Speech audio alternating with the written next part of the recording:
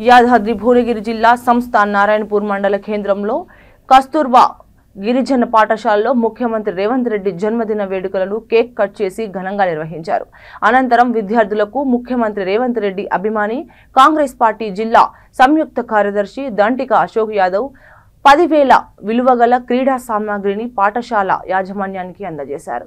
ఆయన మాట్లాడుతూ విద్యార్థులు విద్యతో పాటు ఆటలలో నైపుణ్యం సాధించి జిల్లా రాష్ట్ర స్థాయిలలో మహిళల క్రీడలను సత్తా చాటి గురువులకు తల్లిదండ్రులకు మంచి పేరు తీసుకురావాలని సూచించారు.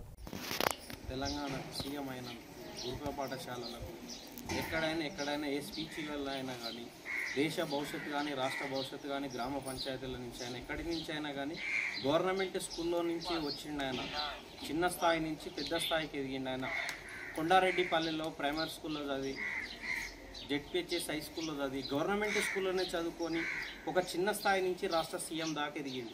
ఆయన లక్ష్యం ఏంటంటే గవర్నమెంట్ స్కూళ్ళల్లోనే భవిష్యత్తు ఉంటుంది దేశం మొత్తం. కార్పొరేట్ స్కూల్ కాకుండా కార్పొరేట్ స్కూళ్ళతో సమానంగా ఢీ కొనాలంటే గవర్నమెంట్ స్కూళ్ళ నుంచే అవుతుంది.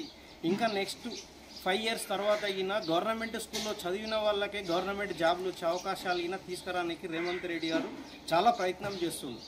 దానికోసం మీరు భవిష్యత్తులో ఎక్కడైతే మీరు ఓడిపోతారు అనుకుంటారో ఇదే గవర్నమెంట్ స్కూల్లోనో ఏ స్థాయికన్నా ఎదగాలంటే మీలో శక్తి అన్నీ చూసుకోవాలి. ఒక మదర్ తెరీసా కానీ ఇప్పుడున్న మంచి వాళ్ళు సేవా భావం నుంచి గవర్నమెంట్ నుంచే వస్తారు. దయచేసి మీలో మనస్తత్వంతో ముందుకు రావాలి. ఢీ కొనాలంటే గవర్నమెంట్ స్కూల్ నుంచే మీరు ఏదైనా స్థాయికి ఎదగవచ్చు.